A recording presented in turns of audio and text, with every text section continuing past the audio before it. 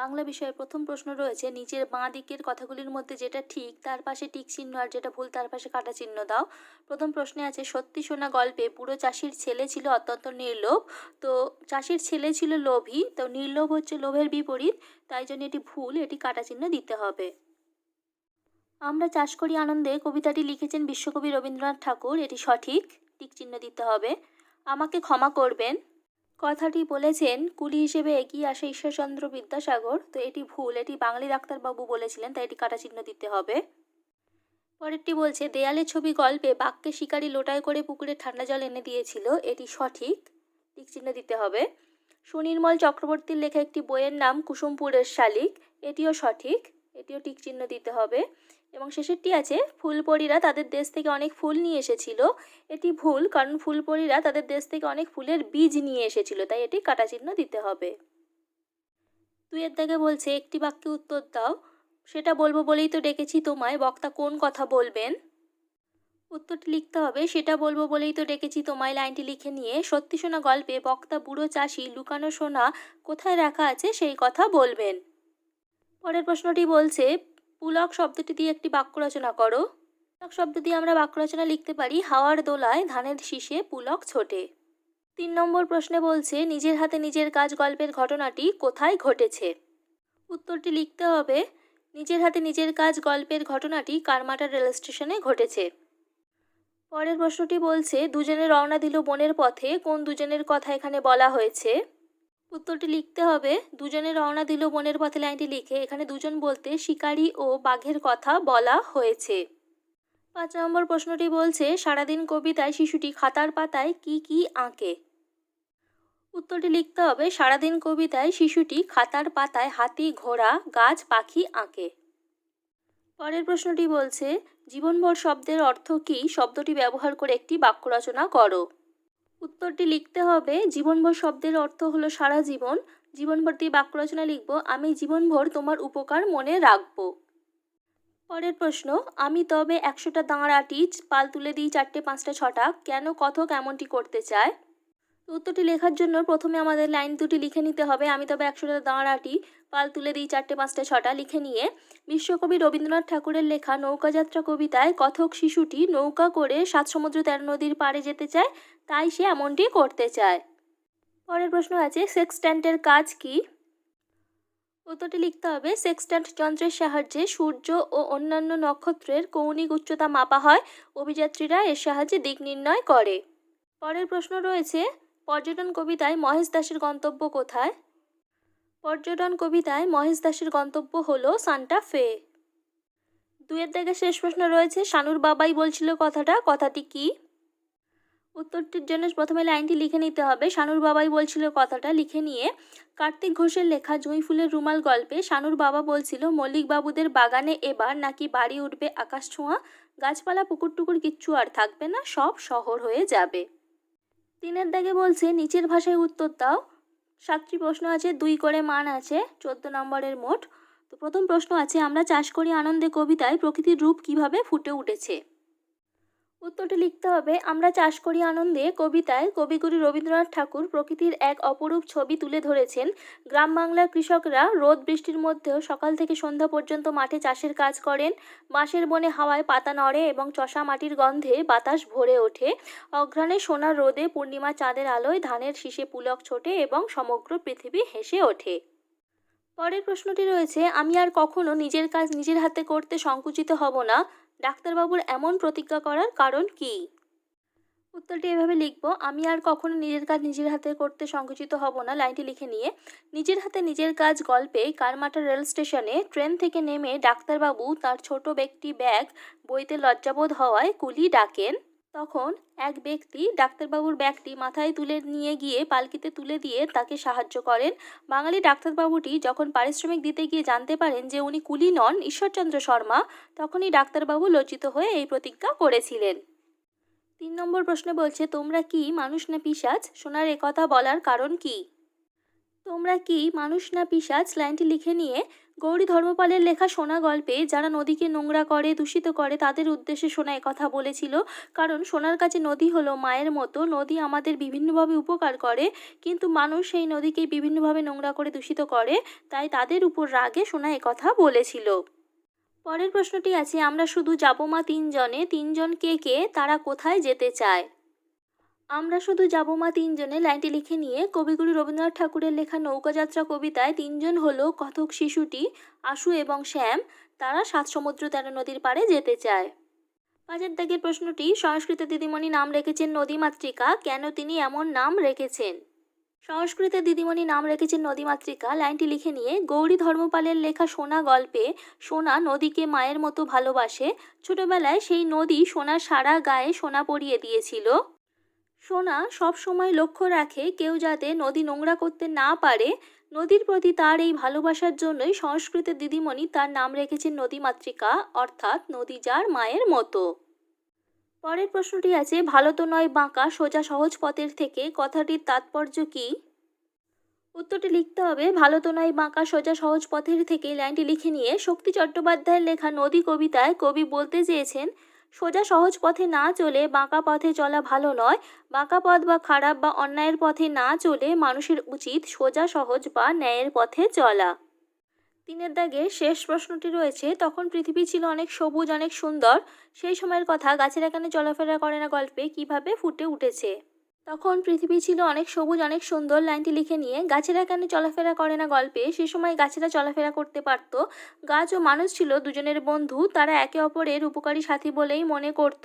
শেকড় বাকড় মাটির নিচে চালাচালি করে গাছেরা ঘুরে বেড়াতো, মানুষের বিভিন্ন জিনিসপত্র নির্দিষ্ট স্থানে পৌঁছে দিত, এমনকি বুড়ো লোকেদের গাছেরা তাদের ডালে বসিয়ে এক জায়গা থেকে অন্য জায়গায় নিয়ে যেত। 4 দাগে বলছে, শূন্যস্থানে ঠিক বর্ণ বসিয়ে শব্দ তৈরি করো। প্রথমটি রয়েছে পয়রা ফলাতে হয়েছি প্রতি, এর সঙ্গে আমরা লিখব বর্গীয় ই আকার প্রতিজ্ঞা হয়ে যাবে। আর পরেরটি লিখতে হবে বর্গীয় যা উঁয় গলা জঙ্গল হবে। 5 দাগে বলছে, নিচের বাক্যগুলোর শব্দ কিভাবে তৈরি লেখো। প্রথমটি রয়েছে ধানের শীষে পুলক ছোটে। এগুলি প্রত্যেকটি শব্দের বর্ণ বিশ্লেষণ করে লিখতে হবে। প্রথমে ধানের বর্ণ বিশ্লেষণ করলে হবে ধয় হসন্ত যোগ আ যোগ দন্তন্য হসন্ত যোগ এ যোগ রয় হসন্ত। শীষে বর্ণ বিশ্লেষণ করলে হবে তালব্যস্বয় হসন্ত যোগ হস্যই যোগ মূর্ধন্যস্বয় হসন্ত যোগ এ। পরের শব্দ পুলক, পুলক লিখতে হবে পয় হসন্ত যোগ হস্যৌ যোগ লয় হসন্ত যোগ অ যোগ কয় হসন্ত। এবং শেষ শব্দ হচ্ছে ছোটে, এটি হবে 6 হসন্ত যোগ ও যোগ টয় হসন্ত যোগ এ। পরের বাক্যটি আছে, ছোট দাওয়া পেরিয়ে তারা ঘরে ঢুকলো। প্রথম শব্দ ছোট ভাঙলে হবে 6 হসন্ত যোগ ও যোগ টয় হসন্ত যোগ ও। পরের শব্দ দাওয়া, দয় হসন্ত যোগ আ যোগ ও যোগ অন্ত্যস্তয় হসন্ত যোগ আ পেরিয়ে পয় হসন্ত যোগ এ যোগ রয় হসন্ত যোগ হস্যই যোগ অন্ত্যস্তয় হসন্ত যোগ এ। এরপরে শব্দ তারা, ত হসন্ত যোগ আ যোগ রয় হসন্ত যোগ আ। পরেরটি ঘরে, ঘয় হসন্ত যোগ অ যোগ রয় হসন্ত যোগ এ।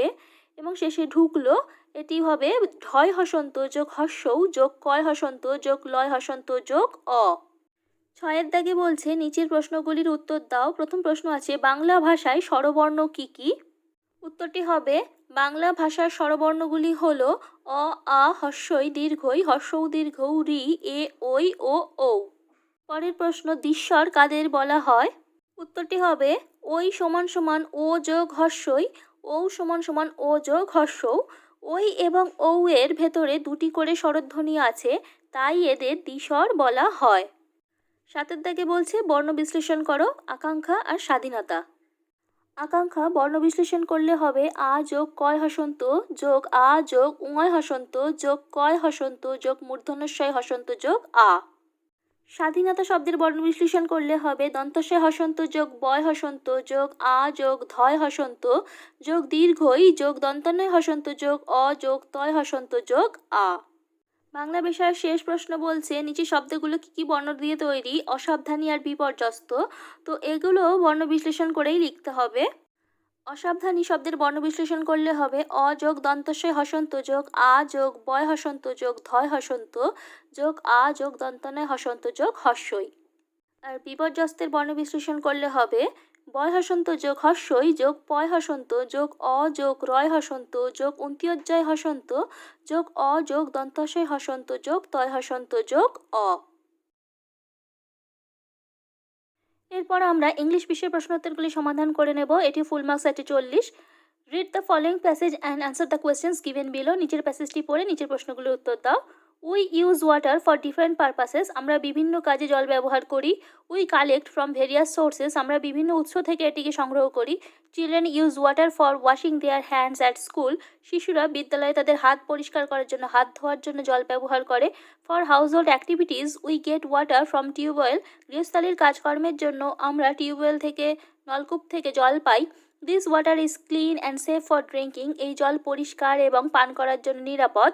এই গার্ডেনার ওয়াটার্স হিজ প্ল্যান্টস। একজন মালি তার গাছগুলোকে জল দেয়। He gets it from ponds. সে সেটিকে পায় পুকুর থেকে। Water from wells can also be used for purposes like cooking, drinking, washing and bathing. কুয়ো থেকে পাওয়া জল বিভিন্ন কাজেই ব্যবহার করা যেতে পারে, যেমন রান্না করার জন্য, পান করার জন্য, ধোয়ার জন্য কিছু এবং স্নান করার জন্য। Make a list of the various uses of water. জলের বিভিন্ন ব্যবহারের একটি লিস্ট, তালিকা তৈরি করতে বলছে। তো এখানে 6 নম্বর পর্যন্ত দাগ দেওয়া আছে, তাহলে 6টি লিখতে হবে। প্যাসেজ থেকে যেগুলো পাই আমরা সেই দিয়েই আমাদের এটি লিখতে হবে। তো প্রথমে আমরা লিখব ফর হাউসহোল্ড অ্যাক্টিভিটিস, গৃহস্থালির কাজকর্মের জন্য। ওয়াটারিং প্ল্যান্টস, গাছে জল দেওয়ার জন্য। ড্রিঙ্কিং, পান করার জন্য। কুকিং, রান্না করার জন্য। ওয়াশিং, ধোয়ার জন্য। বাথিং, স্নান করার জন্য। বিয়ের দাগে বলছে fill in the blanks using the correct form of verbs. ভার্বের সঠিক ফর্ম দিয়ে শূন্যস্থান পূরণ করতে হবে। She dash to play in the field. Love না লাভস হবে। শি হচ্ছে থার্ড পারসন সিঙ্গুলার নাম্বার, সেই জন্য এখানে হবে লাভস। লাভের সঙ্গে এস দিতে হবে, এটি টিক দিতে হবে, আর এখানে লিখে দিতে হবে loves. She loves to play in the field. সে মাঠে খেলতে ভালোবাসে। পরেরটি বলছে we dash to school everyday walk or walks. তো এটি উই হচ্ছে ফার্স্ট পারসন, সেই জন্য এটি হবে walk. We walk to school everyday মানে আমরা প্রতিদিন হেঁটে স্কুলে যাই। পরেরটি আছে I dash the footsteps of someone hear or hears. I first person, সেই জন্য এখানে হবে hear. I hear the footsteps of someone. আমি কারোর পদধ্বনি শুনি। Our teacher dash us English. Teach or teaches. Our teacher third person singular number, সেই জন্য হবে teaches. Our teacher teaches us English. আমাদের শিক্ষক আমাদের ইংরাজি পড়ান। 2 দাগে বলছে read the passage and answer the questions that follow. নিচের প্যাসেজটি পড়ে নিচের প্রশ্নগুলোর উত্তর দাও। Prawns also live in water. চিংড়িরাও জলে বাস করে। Prawns are not fish. চিংড়ি মাছ নয়। They are insects. তারা হলো পোকা। They can also swim very fast. তারা খুব দ্রুত সাঁতার কাটতে পারে। The body of a prawn is covered with a soft shell. চিংড়ির শরীর একটি নরম খোলস দিয়ে ঢাকা থাকে। A prawn has no backbone. চিংড়ির মেরুদণ্ড নেই। Answer the following questions. নিচের প্রশ্নগুলির উত্তর দাও। Where do prawns live. চিংড়ি কোথায় বাস করে? উত্তরটি লিখতে হবে প্রনস লিভ ইন ওয়াটার। চিংড়ি জলে বাস করে। পরের প্রশ্ন বলছে what covers the body of a prawn. চিংড়ির শরীর কি দিয়ে ঢাকা থাকে? উত্তরটি হবে the body of a prawn is covered with a soft shell. চিংড়ির শরীর একটি নরম খোলস দিয়ে ঢাকা থাকে। সি এর দাগে বলছে does a prawn swim slowly. চিংড়ি কি ধীরে সাঁতার কাটে? উত্তরটি লিখতে হবে no a prawn can swim very fast. না, চিংড়ি খুব দ্রুত সাঁতার কাটতে পারে। বিয়ের দাগে বলছে write T for true and F for false against the statements in the boxes given below. নিচের এই বাক্যগুলি যদি ঠিক হয় তাহলে টি লিখতে হবে, আর ভুল হলে এফ লিখতে হবে এই বাক্সগুলোতে। প্রনস আর ইনসেক্টস। চিংড়ি হলো পোকা, এটি সঠিক, তাই এখানে লিখব টি। পরেরটি বলছে প্রনস হ্যাভ ব্যাকবোনস। চিংড়ির মেরুদণ্ড আছে, এটি ভুল, চিংড়ির কোনো মেরুদণ্ড নেই, তাই এখানে লিখব ফলস। সি এর থেকে বলছে প্রনস ক্যান নট সুইম। চিংড়ি সাঁতার কাটতে পারে না, এটি ভুল, কারণ চিংড়ি খুব দ্রুত সাঁতার কাটতে পারে, তাই এটিও লিখতে হবে এফ। 3 দাগে বলছে read the passage and answer the questions that follow. নিচের প্যাসেজটি পড়ে যে প্রশ্নগুলির উত্তর দাও। Once upon a time 3 fishes lived in a lake. একটা সময় 3টে মাছ একটি হ্রদে বাস করত। They were very close friends. তারা ছিল খুব কাছের বন্ধু। All 3 of them were very different from one another. তারা তিনজনেই একে অপরের থেকে ভীষণ আলাদা ছিল। The first one believed in fate. প্রথমজন ভাগ্যে বিশ্বাস করত। হি থট, সে ভাবত, what had to happen would happen, যা ঘটার তা ঘটবেই। The second one was intelligent. দ্বিতীয়টি ছিল বুদ্ধিমান। He thought he knew how to solve a problem with his intelligence. সে ভাবত যে সে তার বুদ্ধি দিয়ে কিভাবে কোনো সমস্যার সমাধান করতে হবে তা জানে। The third one was the wise one. তৃতীয়জন ছিল জ্ঞানী। He thought long before taking any action. সে কোনো কাজ করার আগে অনেকক্ষণ ভাবনা চিন্তা করত। এর দাগে বলছে write T for true and F for false against the statements in the boxes given below. তো ঠিক হলে টি লিখতে হবে, আর ভুল হলে এফ লিখতে হবে। দেয়ার ওয়ার 3 ফিশেস, 3টি মাছ ছিল, এটি সত্য, তাই এখানে লিখব টি। পরেরটি বলছে the fishes lived in A river, মাছগুলি নদীতে বাস করত, এটি ভুল, কারণ মাছগুলি একটি হ্রদ বা লেকে বাস করত, তাই এটি লিখব F, false. The fishes hated one another, মাছগুলি একে অপরকে ঘৃণা করত, এটিও ভুল, কারণ তারা খুব কাছের বন্ধু ছিল, এটিও লিখব ফলস। বিয়ের দাগে বলছে অ্যান্সার দ্য ফলোইং কোয়েশ্চেন্স, নিচের প্রশ্নগুলো উত্তর দাও। হুইচ ফিশ ওয়াজ ইন্টেলিজেন্ট, কোন মাছটি বুদ্ধিমান ছিল? উত্তরটি লিখতে হবে the second fish was intelligent, দ্বিতীয় মাছটি বুদ্ধিমান ছিল। পরের প্রশ্ন বলছে what did the third fish do before taking an action, কোনো কাজ করার আগে তৃতীয় মাছটা কি করত? উত্তরটি লিখতে হবে the third fish thought long before taking an action, তৃতীয় মাছটি কোনো কাজ করার আগে অনেকক্ষণ ধরে ভাবত। সি এর প্রশ্নটি বলছে what did the first fish think, প্রথম মাছটি কি ভাবত? উত্তরটি হবে the first fish thought what had to happen would happen, প্রথম মাছটা ভাবতো যেটা ঘটার তা ঘটবেই। চারের দাগে বলছে fill in the blanks with appropriate action words from the list, list থেকে সঠিক শব্দ নিয়ে শূন্যস্থান পূরণ করতে হবে। এখানে লিস্টে দিয়েছে গেটস, ইটস এবং কাটস। গেটস মানে পাওয়া, ইট মানে খাওয়া, কাট মানে কাটা। প্রথমটি আছে Rubina dash bread with a knife, তো এটি হবে Rubina Katz bread with a knife, Rubina ছুরি দিয়ে রুটি কাটে। পরেরটির দাগ নম্বর ভুল আছে, এটি বি দাগ হবে the earth dash light from the sun, এটি হবে the earth gets light from the sun, পৃথিবী সূর্যের থেকে আলো পায়। শেষেরটি সি দাগ হবে লায়ন ড্যাশ ফ্লেশ, এটি হবে লায়ন ইটস ফ্লেশ, সিংহ মাংস খায়। পাঁচের দাগে বলছে fill in the table by correctly adding d or ed to the words, শব্দগুলির সঙ্গে ডি অথবা ইডি যোগ করে শূন্যস্থান পূরণ করতে হবে। নাও মানে এখন আর দেন মানে তখন। প্রথমে আছে আস্ক, আস্ক মানে জিজ্ঞাসা করা, এটি হবে এ এস কে, তার সঙ্গে ইডি আস্কড, জিজ্ঞাসা করেছিল। টার্ন টি ইউ আর এন টার্ন, টার্নের অনেক মানে হয়, তো টার্ন মানে পরিবর্তন করা, সরানো, ফেরানো, এগুলো হয়, তো টার্ন এটি দেনে হবে টার্ন টি ইউ আর এন ইডি। পরেরটি আছে স্মাইল, স্মাইল মানে হাসা, এটি হবে smiled S M I L E D যোগ হবে শুধু। পরেরটি আছে লাফ, লাফ মানেও হাসা, লাফ হবে l a u g h ed laughed. ছয়ের দাগ ইংরেজি বিষয়ের শেষ প্রশ্ন বলছে write 4 sentences on the bird you like, তুমি যে পাখি সবথেকে পছন্দ করো সেই পাখির উপরে 4টি বাক্য লেখো। ইউজ দ্য ফলোইং পয়েন্টস, নিচের পয়েন্টগুলিকে ব্যবহার করে। নেম অফ দ্য বার্ড, পাখির নাম। হাউ ইট লুকস, এটি কেমন দেখতে। হোয়াট ইট ইটস, এটা কি খায়। আর হোয়াই ইউ লাইক ইট, কেন তুমি এটা পছন্দ করো। পাখি নিয়ে আমরা 4টে বাক্য লিখতে পারি। The bird I like most is parrot, এখানে আমি তোতা পাখি বা টিয়া পাখি নিয়ে লিখেছি। যে পাখিটা আমি সবথেকে বেশি পছন্দ করি সেটি হলো তোতা বা টিয়া পাখি। It is green in colour and the বিক ইজ রেড, এটি সবুজ রঙের হয় এবং ঠোঁটটি লাল রঙের। ইট it's fruits seeds insects et cetera, এটি ফল, দানা বা বীজ, পতঙ্গ, পোকামাকড় ইত্যাদি খায়। It can talk like human being, এটি মানুষের মতো কথা বলতে পারে। এরপরের বিষয় গণিত, এটিও আছে 40 নম্বরের প্রশ্ন। তো বলছে নিচের প্রশ্নগুলোর উত্তর দাও, এমসিকিউ আছে। নিচের সংখ্যা 4টির 3 অঙ্কের সংখ্যাটি হলো, এখানে যে অপশানগুলি আছে তার মধ্যে 3 অঙ্কের সংখ্যা হচ্ছে 102, এটি 2 অঙ্কের, আর এটির প্রথমে শূন্যর কোনো মান নেই, তাই এটি 2 অঙ্কের হয়ে যাচ্ছে, এটি 1 অঙ্কের হচ্ছে। পরেরটি বলছে 2, 3, 4 সংখ্যা 3টি দিয়ে গঠিত 3 অঙ্কের সবথেকে বড় সংখ্যাটি হলো 4, 3, 2, এটি সঠিক হবে। 3এর দাগে 238 ভাগ 3 করলে আমরা পাবো 238 সমান সমান 3 গুণ 79 যোগ 1, এখানে ভাগফল হলো, তো এখানে ভাগ করে আমি দেখিয়ে দিয়েছি, ভাগফল আসছে 79, আর এটি এখানে লেখা রয়েছে ভাজ্য সমান সমান ভাজক গুণ ভাগফল যোগ ভাগশেষ, তো এখানে ভাগফল হচ্ছে 79 সঠিক। পরের অঙ্কটি বলছে সচিনের রান 128, সংখ্যাটিতে 2 এর স্থানীয় মান, 1 এর স্থানীয় মানের থেকে বেশি, 1 এর স্থানীয় মানের থেকে কম, 2 নাকি 200। তো 128 আমরা লিখবো একক দশক শতক, লিখলে দেখা যাচ্ছে 1 এর স্থানীয় মান 1 শতক অর্থাৎ 100, আর 2 এর স্থানীয় মান হচ্ছে 2 দশক অর্থাৎ 20। তো দেখা যাচ্ছে 2 এর স্থানীয় মান 1 এর স্থানীয় মানের থেকে কম, 100 থেকে 20 কম, তাহলে সঠিক উত্তর হচ্ছে 1 এর স্থানীয় মান থেকে কম। 52 গুণ 3 সমান সমান, যে অপশানগুলি রয়েছে তার ভেতরে সঠিক কোনটি হবে?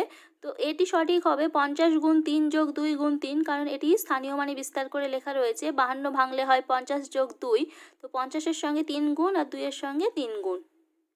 একটি জামার দাম 100 টাকা, এইরূপ 4টি জামা কিনতে খরচ হবে, একটা জামার দাম 100 টাকা হলে 4টে জামা কিনতে খরচ হবে 100 গুণ 4 টাকা। 360কে 3 দিয়ে ভাগ করলে ভাগফলের শতকের ঘরের অঙ্কটি হলো 0, 3, 1 নাকি 6। তো 3 দিয়ে 360 আমরা ভাগ করে দেখতে পাচ্ছি ভাগফল বেরিয়েছে 120। একক দশের শতক লিখলে দেখা যাচ্ছে শতকের ঘরে হচ্ছে 1, তাহলে শতকের ঘরের অঙ্কটি হলো 1। 2 দাগে বলছে সত্য মিথ্যা অর্থাৎ ট্রু ফলস লেখো। 99 এর পরের সংখ্যাটি 2 অঙ্কের, 99 নিজেই 2 অঙ্কের সংখ্যা, এর পরের সংখ্যা 103 অঙ্কের হয়ে যায়, তাই এটি ভুল আছে, এটি লিখতে হবে এফ।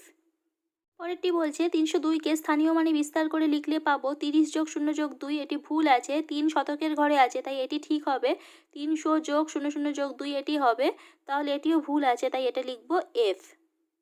পরেরটি বলছে 555 যোগ 5, এই যোগফল এককের ঘরের অঙ্কটি 0। তো 555 সঙ্গে 5 যোগ করলে দেখা যাচ্ছে হয় 560, তো এককের ঘরে হচ্ছে 0ই আছে, তাহলে এটি সঠিক, টি লিখতে হবে। পরেরটি দ্রাবিড়ের রান 119 এবং লক্ষণের রান 111 হলে লক্ষণের রান দ্রাবিড়ের রান থেকে 8 রান কম। তো 119 থেকে 111 আমরা বিয়োগ করলে দেখতে পাচ্ছি 8ই হচ্ছে কম হচ্ছে, তাহলে এটিও সঠিক, তাই এখানে লিখব টি। পরেরটি বলছে ভাগশেষ ভাজকের থেকে বড় হয়, এটি ভুল, ভাগশেষ সবসময় ভাজকের থেকে ছোট হয়, এটি ভুল, তাই এফ। পরেরটি আছে 77/7, ভাগফলটি 80/8 ভাগফল থেকে 1 বেশি। 77কে 7 দিয়ে ভাগ করলে ভাগফল বেরোয় 11, আর 80কে 8 দিয়ে ভাগ করলে ভাগফল হয় 10। বিয়োগ করলে দেখা যাচ্ছে এটি 1 বেশি হচ্ছে, তাই এটি সঠিক, তাই এখানে লিখব টি। শেষেরটি বলছে জোড় সংখ্যার একটি জোড়া হলো 12 এবং 13, 13 বিজোড় সংখ্যা, তাই এটি ভুল আছে, তাই এখানে লিখব এফ। 3 দাগে বলছে স্তম্ভ মেলাও, যেখানে 3টি বলছে। প্রথমে আছে 205, তো এখানে 205 হচ্ছে এটি, তাহলে এটির সঙ্গে এটি মেলাতে হবে। পরেরটি আছে 502, তো 500 যোগ 0 যোগ 2 করলে 502 হয়, তাহলে এটি হবে। এরপরে আছে 250, তো 100 100 200 আর 10 20 30 40 50, তাহলে 250 হবে এটি। আর 500 থেকে 20 বেশি, এটি হবে 520। 4 দাগে বলছে বাম দিকের সঙ্গে ডান দিক মেলাও, যেকোনো 3টি বলছে। ক খ স্তম্ভ মেলাতে হবে, টাকার হিসেব দেওয়া আছে। প্রথমটি আছে 100 টাকার নোট, তো এখানে 50 20 20 10 টাকার নোট আছে, তাহলে 50 60 70 80 90 10 100, তো এটির সঙ্গে হবে শেষেরটি। এরপরেরটি আছে এখানে 4টি 50 টাকা আছে, তাহলে যোগ করলে হবে 200, এখানে 200 বলতে 100 যোগ 100 200 হয়, তাহলে এটির সঙ্গে এটি।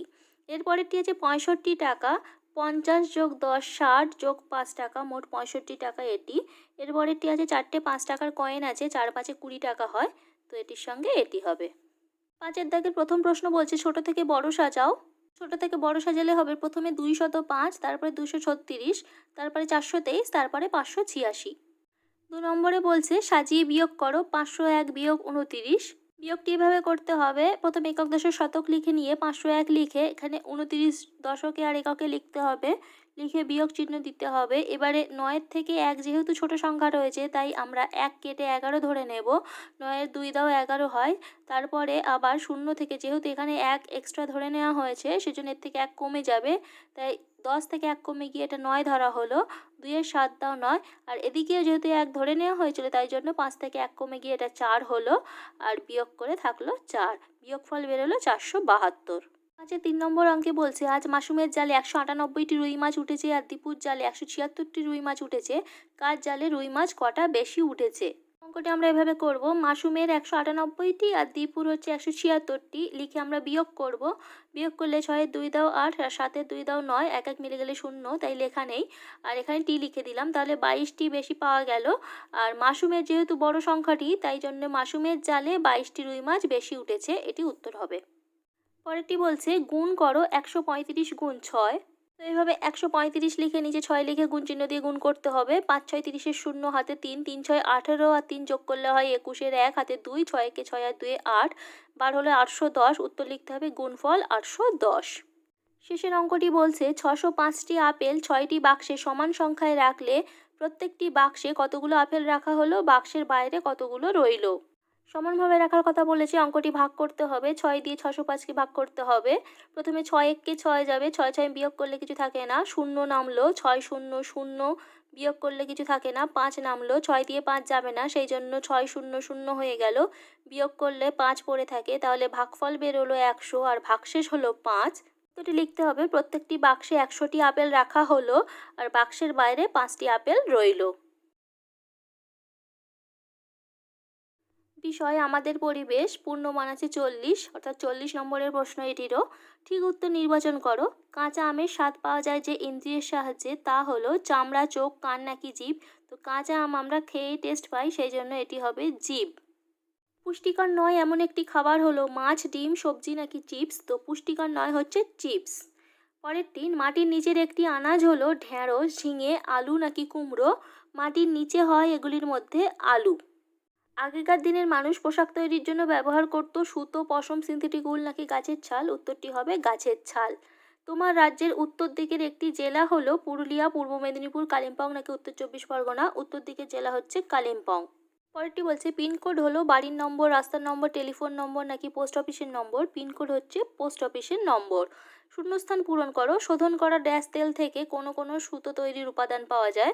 শূন্যস্থানে হবে খনিজ। করা খনিজ তেল থেকে কোনো কোনো সুতো তৈরির উপাদান পাওয়া যায়। পরেরটি, বাড়ি তৈরির জন্য প্রকৃতি থেকে সরাসরি কাজে লাগানো যায় এমন একটি জিনিস হলো? উত্তরটি হবে মাটি। পরেরটি বলছে তোমার বাবার বড় ভাইয়ের স্ত্রী তোমার ড্যাশ হন? উত্তরটি হবে জেঠিমা। বাবার বড় ভাইয়ের স্ত্রী আমার জেঠিমা হন।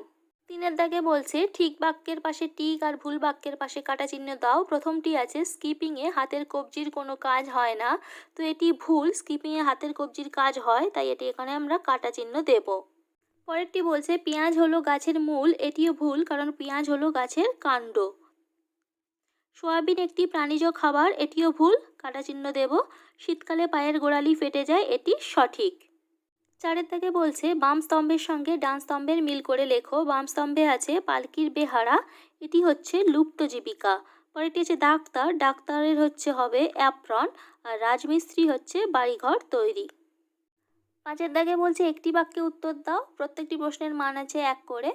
শালিক পাখি শীত থেকে বাঁচার জন্য পালককে কিভাবে ব্যবহার করে? উত্তরটি লিখতে হবে শালিক পাখি শীত থেকে বাঁচার জন্য পালক ফুলিয়ে রাখে। পরের প্রশ্ন, পাকা বাড়ির দেয়াল তৈরিতে কাজে লাগে এমন একটি উপাদানের নাম লেখো। উত্তরটি লিখতে হবে পাকা বাড়ির দেয়াল তৈরিতে কাজে লাগে এমন একটি উপাদান হলো ইট। 5-এর 3 দাগে বলছে পারিবারিক জীবিকার একটি উদাহরণ লেখো। পারিবারিক জীবিকার একটি উদাহরণ হলো কৃষিকাজ। 6-এর দাগে বলছে একটি বা দুটি বাক্যে উত্তর দাও। 6টি প্রশ্ন আছে, প্রত্যেকটির মান আছে 2 করে। কেন চোখের যত্ন নেওয়া প্রয়োজন? চোখের যত্ন নেওয়া কেন প্রয়োজন? উত্তরে আমরা লিখব চোখ আলো চিনি আমাদের দেখতে সাহায্য করে, সবকিছু চিনতে শেখায়, তাই চোখের যত্ন নেওয়া প্রয়োজন। পরের প্রশ্নটি বলছে এমন দুটি ফলের নাম লেখো যার এক অংশ মানুষের খাদ্য না হলেও অন্য প্রাণীদের খাদ্য। উত্তরটি লিখতে হবে আমের শাঁস এবং কাঁঠালের কোয়া মানুষের খাদ্য, কিন্তু আমের খোসা ও কাঁঠালের খোসা মানুষের খাদ্য না হলেও অন্য প্রাণীদের খাদ্য, অর্থাৎ গরু ছাগলের খাদ্য। 6-এর 3 নম্বর প্রশ্ন বলছে মহিলারা বর্ষাকালে সিনথেটিক শাড়ি কেন পরেন?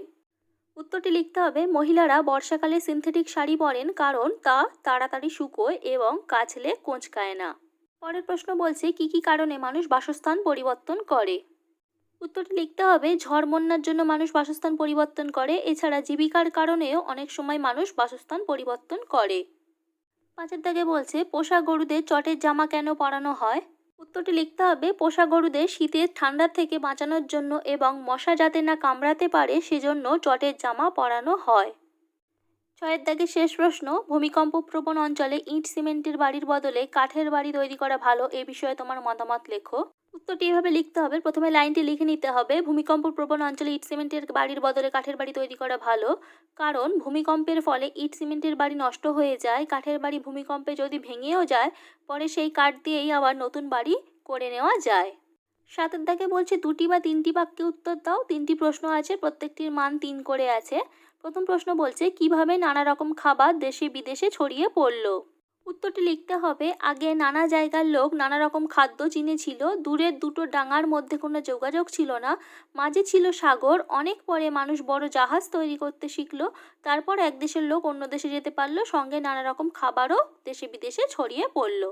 সাথে 2 নম্বর প্রশ্ন বলছে বড় রাস্তার পাশে বাড়ি থাকলে কি কি অসুবিধা হতে পারে? উত্তরটি লিখতে হবে বড় রাস্তার পাশে বাড়ি থাকলে সারাদিন বাস লরি যাবে, ধুলোয় ঘর বোঝাই হবে, আর শব্দও হবে খুব, ভারী লরি দিনরাত বাড়ি কাঁপিয়ে যাবে। আমাদের পরিবেশ বিষয়ে শেষ প্রশ্ন বলছে বাড়ির বিভিন্ন কাজে তোমার পরিবারের অন্য সদস্যদের তুমি কিভাবে সাহায্য করো?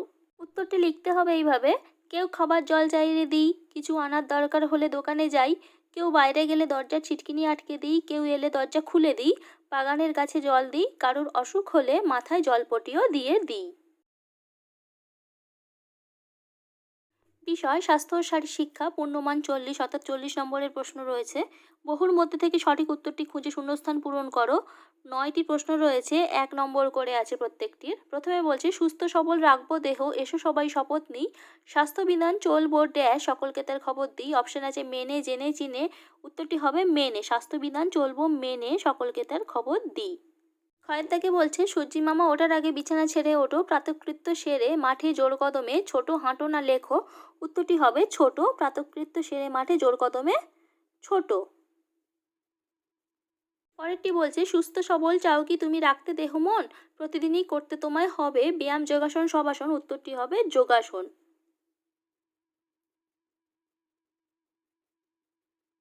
খয়ের দাগে বলছে পড়ালেখা করলে হবে জ্ঞানের ড্যাশ, পড়া করেই ছোট্ট যারা যেন বড় হয়, সঞ্চয় বিতরণ পরিচয়। তো এখানে হবে পড়ালেখা করলে হবে জ্ঞানের পরিচয়। পরেরটি আছে তোমার মাথার উপর যেন আছেন গুরুজন, চলবে তাদের কথা মতো ড্যাশ সারাক্ষণ, ভাববে মানবে জানবে। তো এটি হবে ভাববে সারাক্ষণ। ছয়ের দাগে ড্যাশ সাফাই জামা কাপড় রাখবে যে ঠিক করে, টেবিলটাতে গুছিয়ে রাখো নিজেরই বই পড়ে, জুতো রুমাল ব্যাগ। তো এটি হবে জুতো সাফাই। পরেরটি বলছে আম জাম কলা লিচু শশা পাকা বেল, তার সাথে খেতে পারো লেবু বা আপেল পেয়ারা আতা। এটি হবে আপেল। লেবু বা আপেল।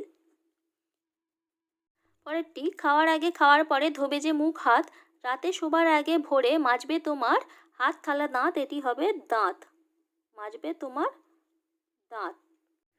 থুতু বা কফ সর্দি যত কিংবা পানের পিক, সাবধানেতে ফেলবে তুমি দেখে, ডান দিক চতুর্দিক নাকি বাম দিক। এটি হবে চতুর্দিক। চতুর্দিক দেখে থুতু কফ এগুলি ফেলতে বলছে। দুইয়ের দাগে বলছে বহুর মধ্যে থেকে সঠিক উত্তরটি খুঁজে টিক চিহ্ন দাও।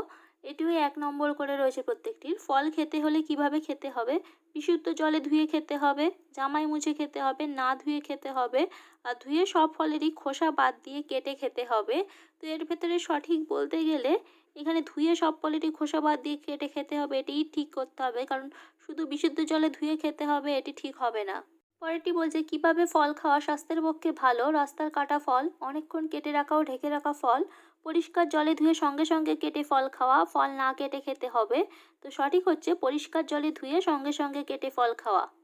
কয়ের দাগে বলছে রান্না করার পরে খাবার কিভাবে রাখা উচিত, ঢাকা দিয়ে ফ্রিজের মধ্যে, গরম উনুনের উপর ঢিমে আছে নাকি খোলা রাখা উচিত। তো সঠিক উত্তরটি হবে ঢাকা দিয়ে। পরেরটি বলছে কী ধরনের খাবার খাওয়া যেতে পারে, কৃত্রিম রং দেওয়া খাবার কোনো রঙিন খাবারই নয়, বিভিন্ন ঋতুর সকল ধরনের খাবার ও প্রাকৃতিক বিভিন্ন রঙের খাবার, প্রাকৃতিক ও কৃত্রিম রং দেওয়া সকল ধরনের খাবার ও ফল। এখানে সঠিক অপশনটি হচ্ছে সি একটি, বিভিন্ন ঋতুর সকল ধরনের খাবার ও প্রাকৃতিক বিভিন্ন রঙের খাবার। দাগে বলছে শাকসবজি কখন ধোয়া উচিত, কাটার আগে কাটার পরে, রান্না করার আগে নাকি কখনোই নয়। তো এটি হবে কাটার আগে শাকসবজি ধোয়া উচিত। চয়ের দাগে বলছে খাবার চিবিয়ে খেলে কি সুবিধা হয়, খাবারের পরিপাক ভালো হয়, খাবারের পরিপাক ব্যাহত হয়, বদহজম হয় নাকি পুষ্টির ঘাটতি হয়। তো সঠিক অপশনটি হচ্ছে খাবারের পরিপাক ভালো হয়। হাত কখন কখন ধুতে হবে, খাওয়ার আগেও পরে, শৌচের পরে, রোগীর ঘরে যাওয়ার আগেও পরে, খাবার খাওয়ার আগেও পরে এবং শৌচের পরে, রোগীর সংস্পর্শে আসার আগেও পরে, ময়লা কোনো বস্তুর সংস্পর্শে আসার পরে, ময়লা কোনো বস্তুর সংস্পর্শে আসার পরে। তো হাত কখন কখন ধুতে হবে, তো এখানে যে অপশানগুলি আছে প্রত্যেকটিই বলতে গেলে সঠিক, কিন্তু এখান থেকে এই অপশানটিকেই ঠিক করতে হবে, কারণ খাবার আগেও পরে অবশ্যই হাত ধুতে হবে, এছাড়া শৌচের পরেও হাত তো ধুতেই হয়। তাই জন্য এটি আমরা ঠিক হিসেবে নেব। বর্গীর জয় বলছে খাবার কিভাবে খাওয়া উচিত, অর্ধেক চিবিয়ে খাওয়া উচিত, দ্রুত সম্পূর্ণ গিলে খাওয়া উচিত, আস্তে আস্তে সম্পূর্ণ চিবিয়ে খাওয়া উচিত নাকি একটু খাবার আর এক ঢোক জল এইভাবে খাওয়া উচিত। তো সঠিক অপশানটি হচ্ছে আস্তে আস্তে সম্পূর্ণ চিবিয়ে খাওয়া উচিত। ছয়ের দাগে বলছে কখন হাত ধুতে হবে, ছয়ের দাগেও এই প্রশ্নই ছিল। তো অপশানে বলছে খাবার খাওয়ার আগে, শৌচের পরে, খাওয়ার আগে ও পরে নাকি সব কয়টি ক্ষেত্রেই। তো খাবার খাওয়ার আগে, শৌচের পরে, খাওয়ার আগে ও পরে সব কয়টি ক্ষেত্রেই হাত ধুতে হবে, সেই জন্য ডি এরটি সঠিক। তিনের দাগে বলছে বহুর মধ্যে থেকে সঠিক উত্তরটি খুঁজে টিকচিহ্ন দাও। কয়ের দাগে বলছে বাল্যকালের ভিত শক্ত করতে কি করতে হবে, সুঅভ্যাস পালন করা, সকাল সকাল ঘুম থেকে উঠতে হবে, লড়াই করা নাকি সুস্থ শরীর ও সুস্থ মন। তো সঠিকটি হবে এ সুঅভ্যাস পালন করা। খ ক্ষয়ের দাগে বলছে ঘুম থেকে কিভাবে বিছানা ছেড়ে উঠতে হবে। আস্তে আস্তে ঘুম থেকে উঠতে হবে, হঠাৎ লাফ দিয়ে ঘুম থেকে উঠতে হবে, জেগে আধ ঘন্টা ধরে আড়ামোড়া ভেঙে ঘুম থেকে উঠতে হবে। তো সঠিক হচ্ছে আস্তে আস্তে ঘুম থেকে উঠতে হবে। গয়ের দাগে বলছে নিয়মিত যোগাসন করলে কি সুযোগ পাওয়া যায়। খাবার হজম হয়, দেহ সুস্থ সবল হয় ও মন সতেজ থাকে, নমনীয়তা বৃদ্ধি পায়, নাকি অবসর সময় কাটানো সম্ভব হয়। সঠিক হবে বিয়ের দাগে, দেহ সুস্থ সবল হয় ও মন সতেজ থাকে। প্রতিদিন স্কুলেতে যেতে হয় কেন। প্রতিদিন স্কুলেতে শেখার কত কিছু আছে, খেলা করা যায় তাই, বাড়িতে থাকলে সারাদিন পড়তে হয় তাই, নাকি মিড ডে মিল পাওয়া যায় তাই। তো উত্তরটি হবে প্রতিদিন স্কুলেতে শেখার কত কিছু আছে। পরের প্রশ্ন বলছে গুরুজন কারা। যারা আমাদের শিক্ষক, বাবা মা, ঠাকুরদা ঠাকুমা। বাবা মা পরিচিত অপরিচিত যারা বয়সে বড়, নাকি পরিচিত বয়সে বড় যারা। তো উত্তরটি হবে বাবা মা পরিচিত অপরিচিত যারা বয়সে বড় তারাই হচ্ছে গুরুজন। পরেরটি বলছে রাত্রে ঘুমানোর সময় পরে থাকা পোশাক বদল না করলে কি ক্ষতি হতে পারে। কৃমি বা রোগ জীবাণু ওই আমাদের মাধ্যমে ছড়িয়ে পড়তে পারে, দুর্গন্ধ ছড়াতে পারে। দুর্গন্ধ বানানটা ভুল আছে, গয় রেপ হবে, এটা রটা হবে না। রোগ জীবাণু দুর্গন্ধ ছড়াতে পারে, রোগ জীবাণু দুর্গন্ধযুক্ত পোশাক বদল না করলে স্বাস্থ্যের ক্ষতি হতে পারে। তো সঠিক উত্তর এখানে হবে ডি এর টি। ছয়ের দাগে বলছে তোমার কাছে দামি বস্তু কোনটি। হিরে, সোনা, সময়, নাকি জীবন। তো আমাদের সব থেকে দামি জিনিস হচ্ছে আমাদের জীবন। পরের প্রশ্ন বলছে দাঁত ও মুখ কখন পরিষ্কার করতে হবে। শুধুমাত্র সকালবেলায়, শুধুমাত্র রাত্রিবেলায়, সকালে ও রাত্রে, নাকি সকাল দুপুরে রাত্রেও ভারী কোনো কিছু খাবার পরে। তো সঠিকটি হচ্ছে ডি এরটি, সকাল দুপুর রাত্রেও ভারী কোনো কিছু খাবার পরে দাঁত মুখ পরিষ্কার করতে হবে। চারের থেকে বলছে নিচের প্রশ্নগুলির উত্তর দাও। প্রথম প্রশ্ন আছে জল আমাদের কি কি কাজে ব্যবহৃত হয়। 3 নম্বর আছে। উত্তরটি লিখতে হবে জল আমরা পান করি, স্নান করতে, জামা কাপড় পরিষ্কার করতে, কোনো জিনিসপত্র ধুতে জল লাগে। এছাড়াও চাষ করতে, আগুন নেভাতে, বিদ্যুৎ তৈরিতে জল লাগে, রান্না করতেও জল লাগে। পরের প্রশ্নটি বলছে জলে কি বেশি থাকলে ওই জল আমাদের স্বাস্থ্যের পক্ষে ক্ষতিকর হবে। 1 নম্বর আছে। উত্তরটি লিখতে হবে জলে আর্সেনিক বেশি থাকলে ওই জল আমাদের স্বাস্থ্যের পক্ষে ক্ষতিকর হবে। চারের গয়ে বলছে কিভাবে বৃষ্টির জল সংরক্ষণ করা যায়। 3 নম্বর আছে। উত্তরটি লিখতে হবে ছাদে বৃষ্টির জল ধরার ব্যবস্থা করা যেতে পারে। এছাড়া চৌবাচ্চায়, ট্যাঙ্কে, বড় পাত্রে ও বৃষ্টির জল ধরার ব্যবস্থা করা যেতে পারে। পুকুরগুলি গভীরভাবে কাটতে হবে যাতে বেশি করে বৃষ্টির জল ধরা যায় এবং তা বিভিন্ন কাজে ব্যবহার করা যায়। 5-এর দাগে বলছে নিচের শব্দঝুড়ি থেকে সঠিক শব্দটি খুঁজে নিয়ে শূন্যস্থানটি পূরণ করো। প্রত্যেকটি 1 নম্বর করে আছে, 7টি প্রশ্ন 7 নম্বরের। আর শব্দঝুড়ি এখানে দেওয়া রয়েছে, শব্দ দেওয়া আছে। প্রথমে বলছে অন্তত একবার পরীক্ষাগারে পানীয় জলের ড্যাশ দরকার। এখানে লিখতে হবে পরীক্ষা। পরীক্ষাগারে পানীয় জলের পরীক্ষা একবার অন্তত দরকার। ক্ষয়ের দাগে বলছে বৃষ্টির জল ড্যাশ করা যায় জানি কতভাবে। এখানে হবে ব্যবহার করা। বৃষ্টির জল ব্যবহার করা যায় জানি কতভাবে। ক্ষয়ের দাগে বৃষ্টির জল ধরে রেখে হবে জলেরই তো। এখানে হবে সাশ্রয়। জল ব্যবহার করবে সবাই তার প্রয়োজন মতো। এখানে লিখতে হবে প্রয়োজন মতো। ঙের দাগে গরমটা এলে জলের ড্যাশ মানুষ কাঁদে যে কত, জলের অভাব। পানীয় জলের ড্যাশ করা মোটেই কাম্য নয়। পানীয় জলের অপচয় করা। অপচয় মানে হচ্ছে নষ্ট। পানীয় জল নষ্ট করা মোটেই কাম্য নয়। শেষেরটি আছে জলই জীবন সকলের মনে হোক আজ। এটি হবে বোধোদয়। বকার ধয়কার দ উন্তিয়স্ত হবে। এখানে বানানটি ভুল আছে।